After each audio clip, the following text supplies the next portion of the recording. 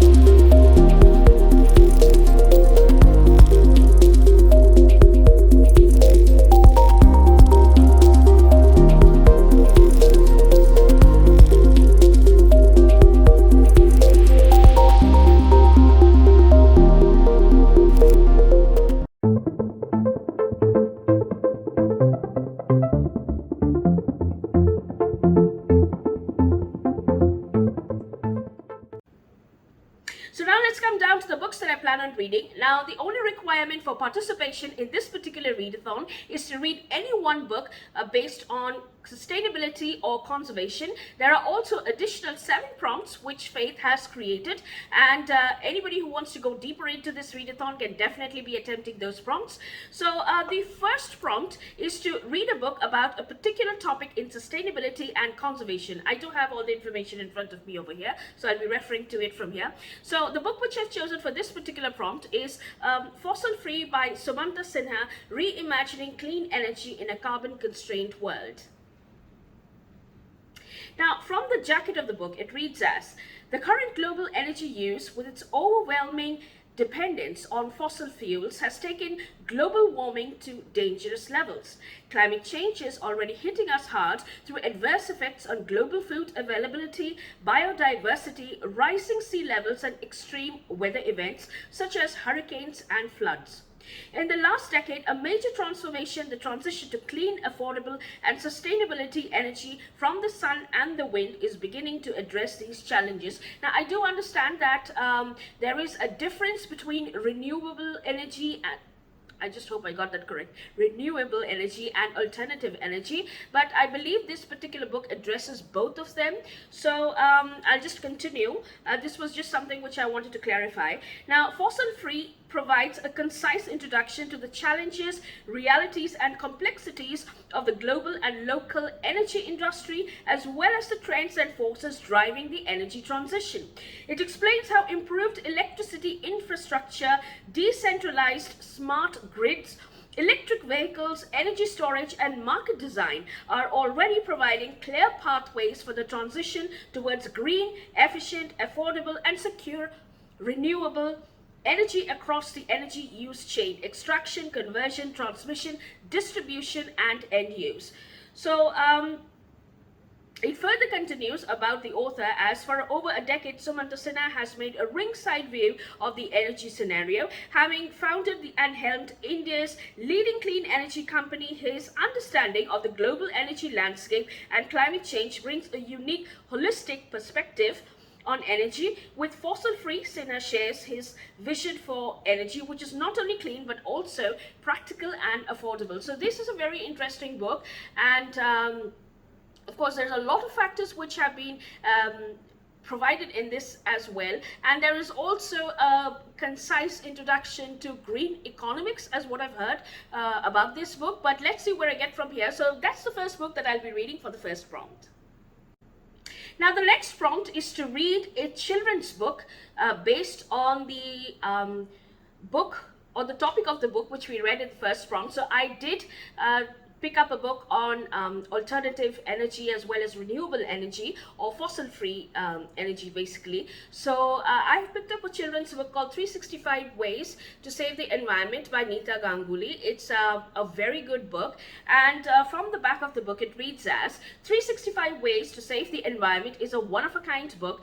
It provides a deep understanding of the grave challenges before planet Earth and its inhabitants, which have been inflected by greed and insensitivity of the human beings. The interesting, often alarming bits of information, along with simple DIY solutions for a green environment, prepare the young readers to be responsible and active citizens who are keen to save the only home we have, our planet Earth, from total imminent destruction. So there are lots of DIY projects in it. I did browse through this book. It's very good for young children as well. So I went with this particular book because of the DIY projects as well. So let me see if I can try and get any of the DIY projects done, especially the ones which are given for gardening. But mostly it does focus and introduces young readers on alternative energy source applications. So that will be the next book that I'll be reading for prompt number 2. Now the third prompt is to read a classic animal book. So for this I do have 2 books in mind, so whichever I finish. The first book is a book which is Modoc, the true story of the greatest elephant that ever lived by Ralph Helfer. So it's a very interesting book, and it is about conservation, and especially elephant conservation. So from the back it reads as, raised together in a small German circus town, a boy and an elephant formed a bond that would last their entire lives and would be tested time and again. Through a near-fatal shipwreck in the Indian Ocean, an apprenticeship with the legendary Mahout elephant trainers in the Indian teakwood forests, and their eventual rise to circus stardom in the 1940s New York City. Modoc is a captivating true story of loyalty, friendship, and high adventure to be treasured by animal lovers everywhere. And that will be the first book. And the other book that I do have in mind is Jumbos on the Edge, The Future of Elephant Conservation in India by Sanjeev Chadha and Raman Sukumar. So from the back of the book, it reads as, India faces a serious challenge today towards long-term in situ conservation of the elephant population. This is a timely publication as it explains issues related to elephant depredation in the human enclaves and fragmentation of elephant landscapes across the elephant range. The field managers and policy makers would benefit from the studies on alternative cropping patterns as mitigation strategy in and around forests, where interspersion ratio of forest and croplands is a major cause of elephant depredation. The challenge of increasing linear infrastructure through forest landscape is a serious one. The book deals at length with the mitigation strategy to be adopted in linear projects like national highways, irrigation projects, transmission lines, etc. So these are the 2 books that I do have in mind. So let's see if I can complete both. My aim would of course be to complete both of them, but if not both, at least one will be there for this particular challenge.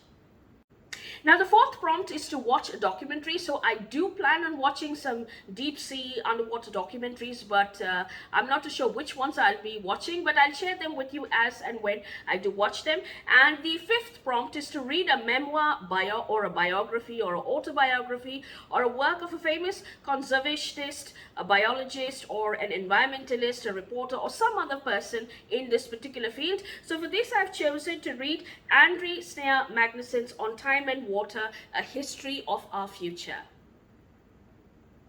So from the back of the book it reads as, when we talk or think about the future, it has no connections, no emotions. Words like climate change or environmental catastrophe don't engage us. But what words cover issues of such magnitudes?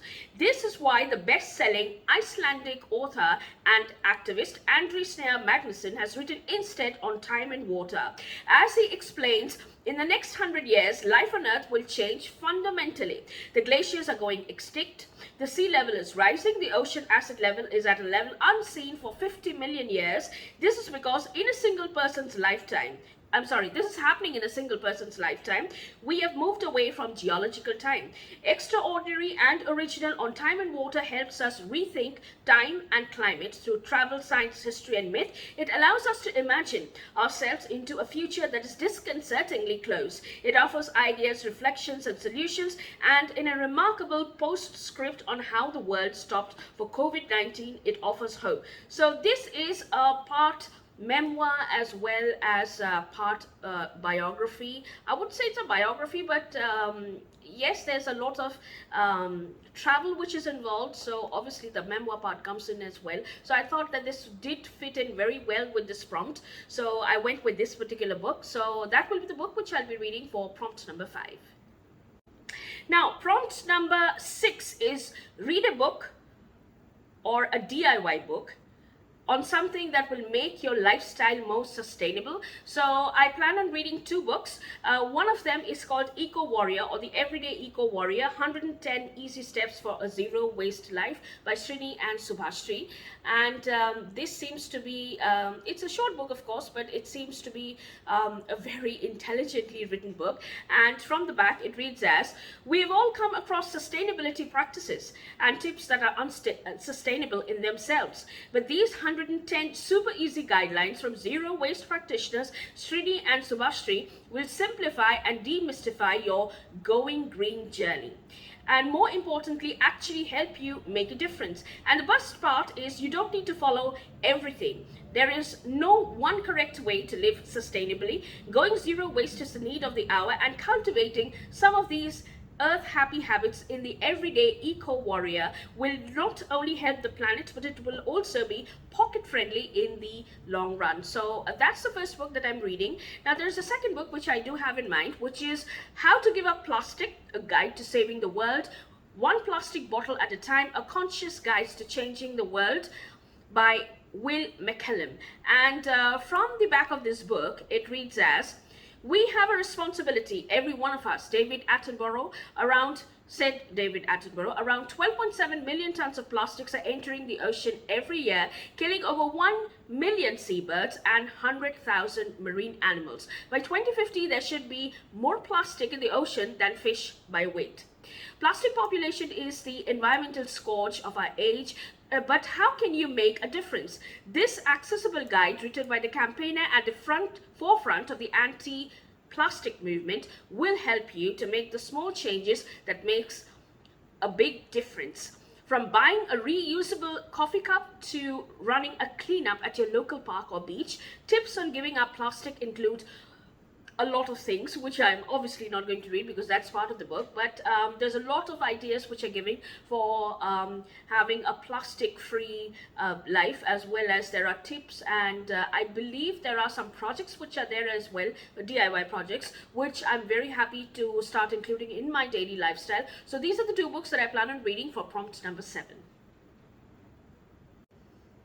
Now the 7th and the last prompt is to read a book about a beautiful place or an amazing natural phenomena that inspires awe in you. Something which has always inspired awe in me is, which is natural of course, is bioluminescence. And I was quite curious about the bioluminescent shores of Maldives, which has always fascinated me, but I have never been able to come across a book which does explain it. But then I did come across a book which explained deep underwater bioluminescence. So this is a book called Below the Edge of Darkness, a memoir of exploring light and life in deep sea by Vida, PhD, Edith. So from the back of the book it reads as, a pioneering marine biologist takes us down into the deep ocean to understand bioluminescence, the language of light that helps life communicate in the darkness, and what it tells us about the future of life on Earth in this thrilling blend of hard science and high adventure. James Cameron Edith Wider's childhood dream of becoming a marine biologist was almost derailed in college when complications from a surgery gone wrong caused temporary blindness. A new reality of shifting shadows drew her fascination to the power of light, as well as the importance of optimism. As her vision cleared, Wider found the intersection of her 2 passions in oceanic bioluminescence, a little explored scientific field within Earth's last great unknown, frontier, the deep ocean. With little promise of funding or employment, she leaped at the first opportunity to train as a submersible pilot and dove into the darkness. Wida's first journey into the deep ocean in a diving suit that resembled a suit of armor took her to the depth of 800 feet. Below the edge of darkness, takes the readers deep into our planet's oceans as Vida pursues her questions about one of the most important and widely used form of communication in nature. So this is the book that I did choose. Of course, if you do have any suggestions for books which would explain scientifically the mystery behind the bioluminescence on the shores of Maldives, do please let me know, because I'm quite interested in them. So those are the 7 or the few books that I'm reading for the prompts, and do let me know what you think about them. Have you read them before, or have you come across any of these books? Do you have suggestions which might be very close to these books, or if you are participating and joining us in this readathon, do let me know all about this in the comment section below, and I'll be back with another video next week. So till then, take care, have a good reading week ahead, and namaste.